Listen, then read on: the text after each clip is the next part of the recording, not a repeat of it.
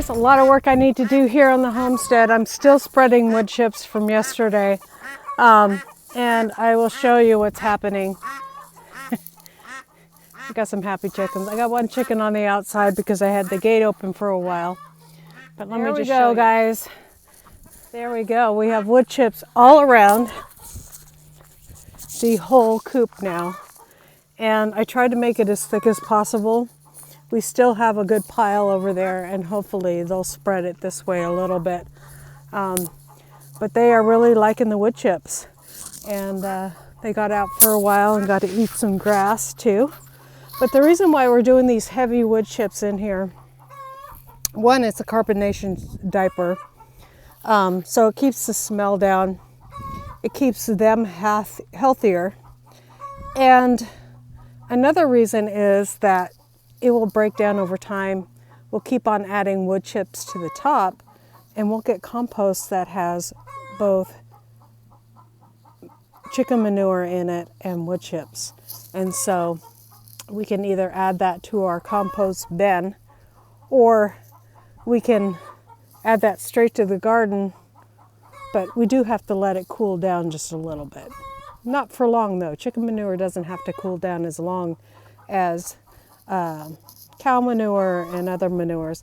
And I know that this chicken manure is organic, and I know that these wood chips are organic, and so I'm not adding stuff with spray and chemicals to my gardens.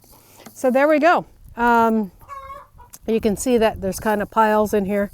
That's because I literally took my snow shovel there and scooped it up from there, and I'm sure that they'll spread that a little more evenly. When I came out here, the pile, I should have taken a picture of that, was spread all the way out to here, but I needed to spread it all on that side because they would have never got it over there.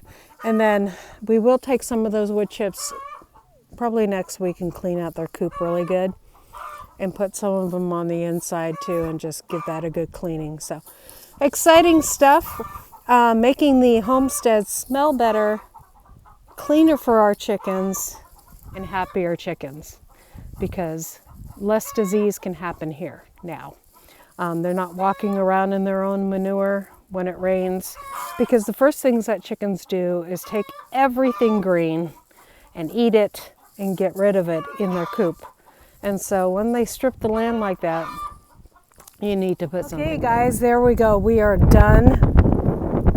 We got straw in there. The only thing I need to do before these little turkeys arrive is I need to tighten up this string, and then get some water out here, get their food buckets out here, and then all of that. So they have hay or straw, I should say, in their little house. We have a carbonaceous diaper below them so that when they poop, they'll probably poop in one section, and what we'll do is we'll come in each day and just cover it up. And so that will keep the stink down. We'll do the same thing in the chicken coop there.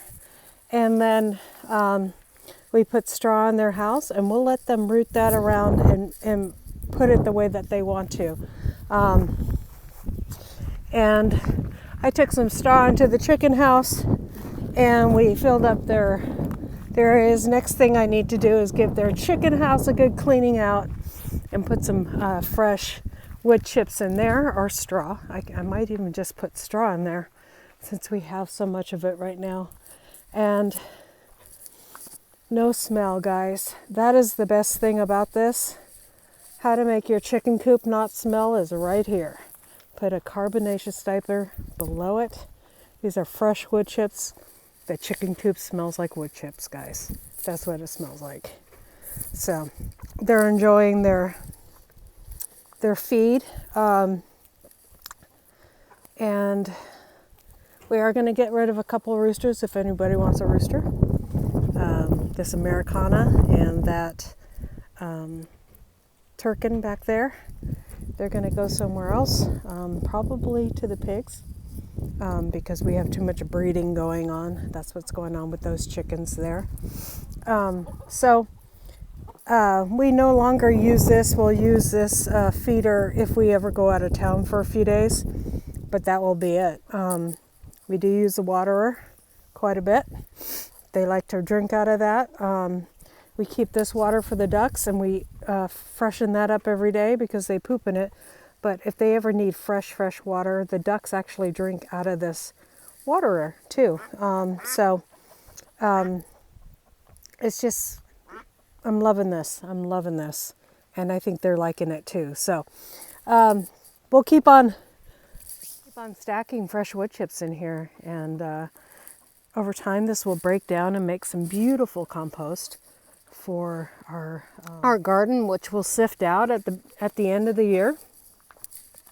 The stuff that's good, and we'll feed it to our garden. So looking forward to that. And I need to spray tomorrow. I need to spray the salad. We've got some one thing I'll talk about real quick. I am worried a little bit, I have to be honest. I need to take out all of this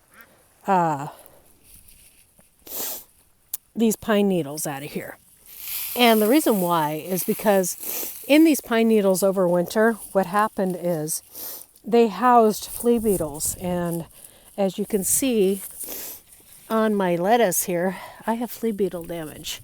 And so I need to spray some neem oil on them.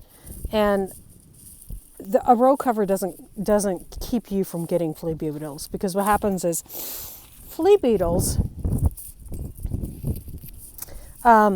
they will house themselves in, we had a rabbit in here.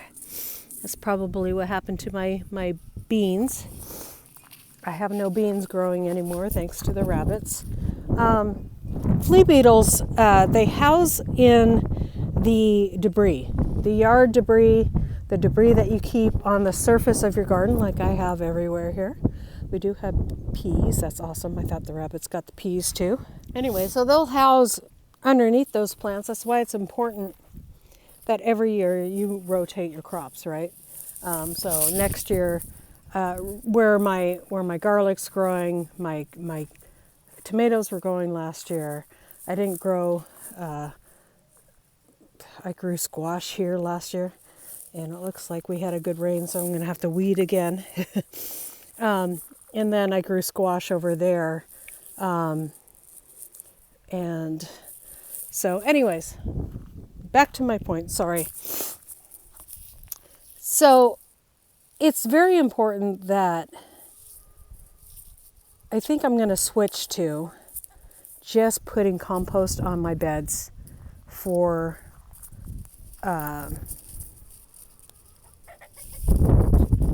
overwintering my beds. Or I'm going to cover them in cover crops instead of doing heavy litter or heavy mulch on my beds during the winter. Because the problem is that you get those flea beetles. There's other creatures that hang out in that bedding all year long, or all winter long.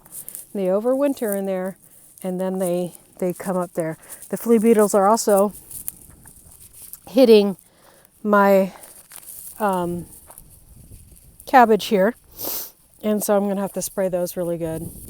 And I was going to pull this cilantro out, but it's protecting right now. I think the smell of it is protecting my beans here, so we're not going to pull that out. I'm going to just let that be, and hopefully that will protect. We'll just keep on cutting it back and see if we, I don't care if it bolts right now. I want those, I need beans. So anyways, so that's what we're going to do, is we're going to spray for flea beetles. I'm just going to do some neem oil for that. And then I'm going to take out all this heavy bedding, and we're just going to, where that stuff comes up, make sure that we have, they're eating the tops of my carrots too again, the rabbit. So whenever they can get in here, that's what they do, is they eat the tops of things. This is all carrots over here too, so hopefully they won't get these carrots. Sorry, I get distracted by what's being eaten in my garden. So I need to spray my lettuce and my cabbage and stuff like that, because one of the things that I've done, and I've done out of a lot of people are like, cover your beds, cover your beds, cover your beds, because you get soil that drains away.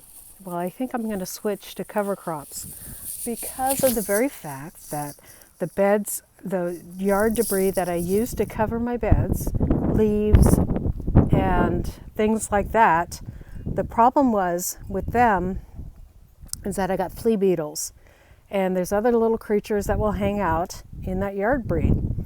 And so I have it all over my garden, covering my garden, and I have a big problem with flea beetles this year because they were in.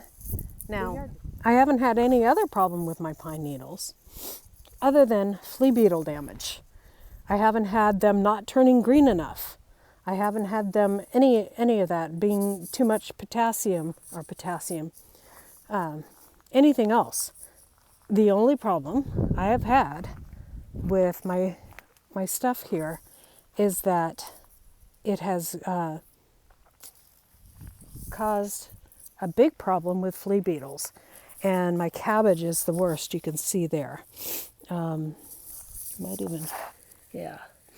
This might even be slug here, which is another problem. You can get slugs from having too much wood chips or stuff like that in your garden. So if I ever bring wood chips into my garden, it will be on the outside in the rows, which I'm going to do with those wood chips over there. And then when that's broken down enough, I will sift it so there's no big pieces of wood where things can debris in. And so that's what I'm going to do. And hopefully, I think I need to get a rabbit trap because this is the problem. All my beans are eaten up, and my carrots are been eaten down, and I don't want them to get the carrots over there. So unfortunately, I think I'm going to have to get a rabbit trap. Didn't want to go there, but that's what we're going to do. God bless you guys. We'll see you guys next time here on Hedgehog's Homestead.